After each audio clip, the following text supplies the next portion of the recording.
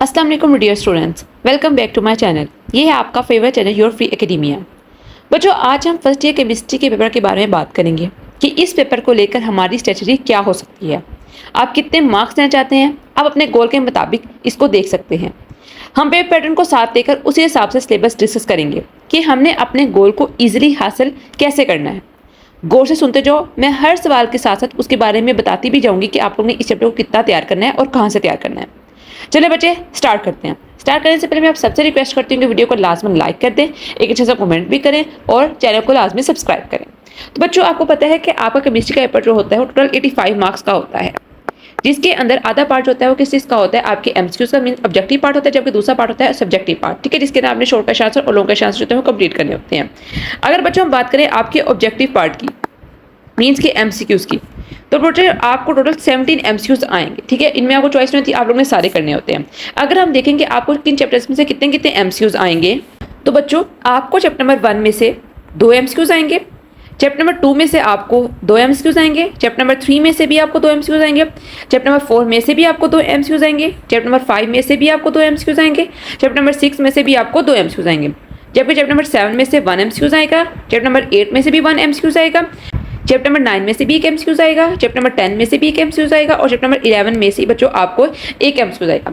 MCQs solve करने के लिए, एमसीक्यूज को याद करने का सबसे बेहतरीन तरीका यही होता है कि बच्चों आप लोग पहले तो रीडिंग अपनी इस तरह तैयार करो। ठीक है, जब आप शॉर्ट और लॉन्ग करोगे तो ऑटोमेटिकली आप लोग का 50% एमसीक्यूज का पोर्शन तो वो क्लियर हो जाता है। उसके अलावा आप लोग एक्सरसाइज को लास्ट में देखो, एक्सरसाइज के आप लोगों ने एमसीक्यूज मिस नहीं करने।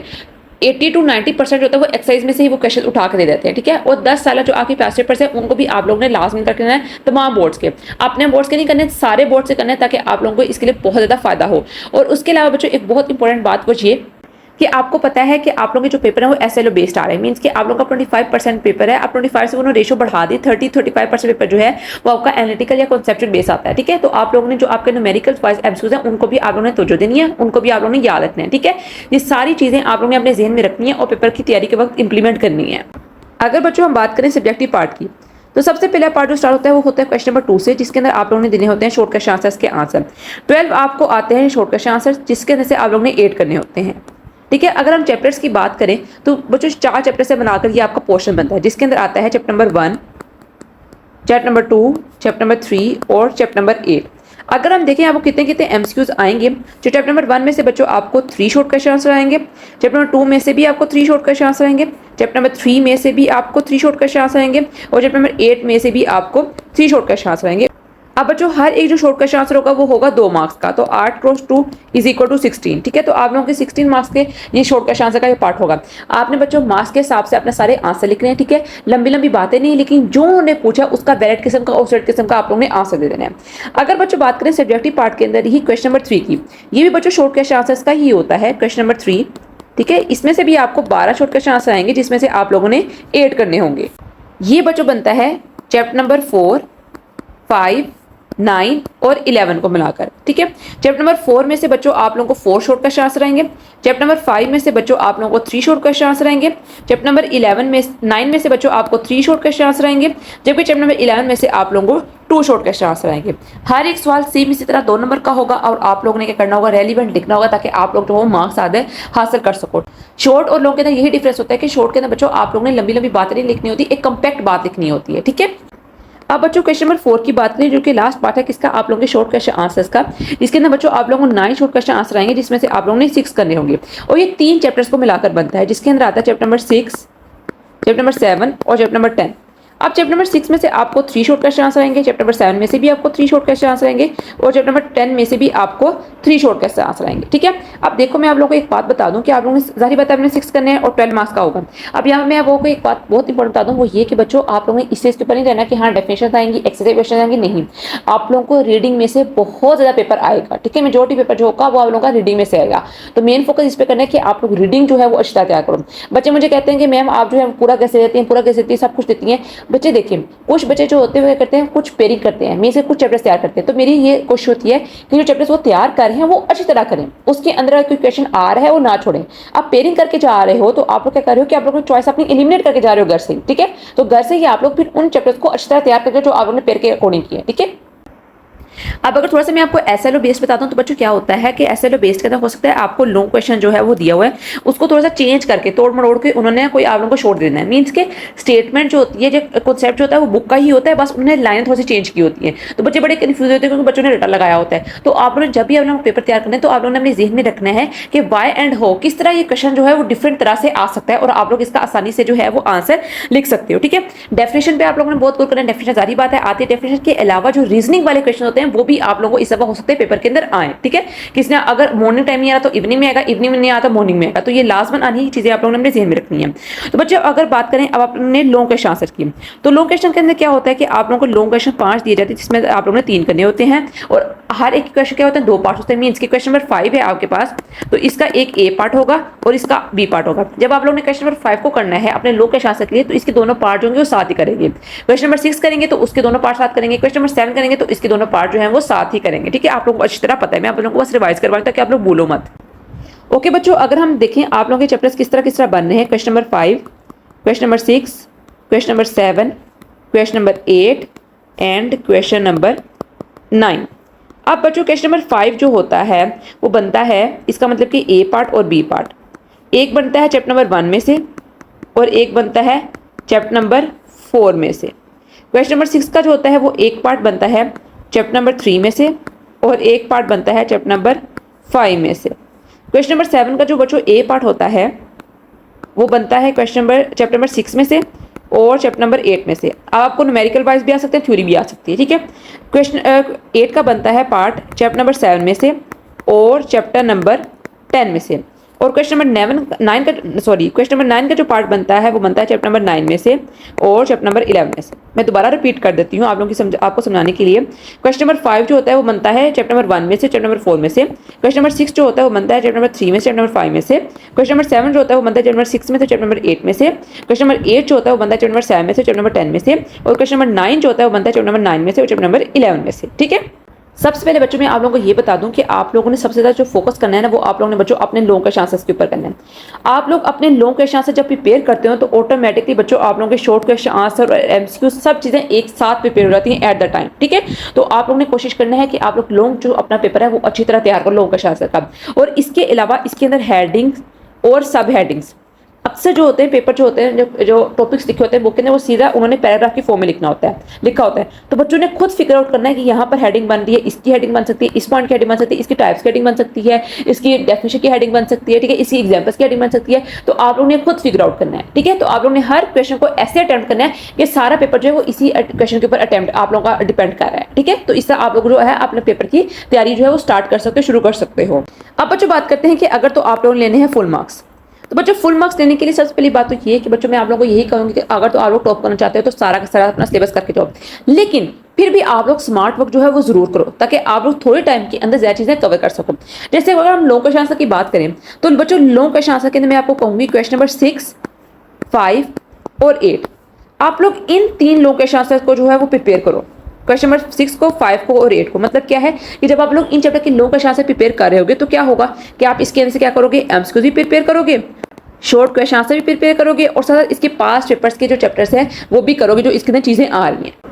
अब बच्चों बात करते हैं कि आप लोगों ने कौन से चैप्टर तैयार करने हैं और कौन से स्किप करने हैं। हर बच्चे ने मुख्तलिफ तरीके से पेपर्स को चूज़ किया होता है कि मैंने ये वाले चैप्टर्स करने हैं, ये वाले चैप्टर्स नहीं करने हैं। इससे एक ही सिलेबस हर किसी को सूट नहीं करेगा। ठीक है, मुख्तलिफ तरीके हो सकते हैं, आप लोग जिसको चाहो फॉलो कर सकते हो।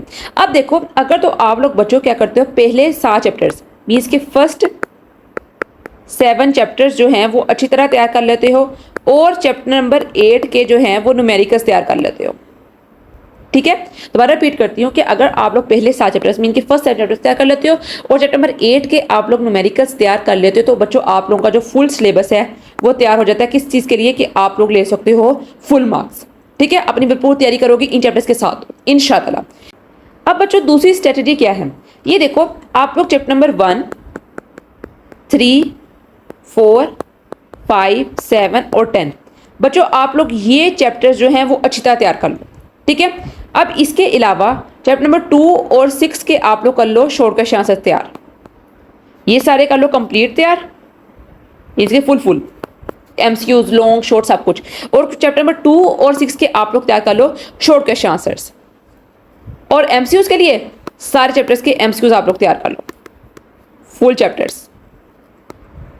ये भी आप लोगों का फुल सिलेबस तैयार है फुल मार्क्स लेने के लिए इंशाअल्लाह। लेकिन शर्त यही है कि आप लोग करो भरपूर तैयारी, ठीक है।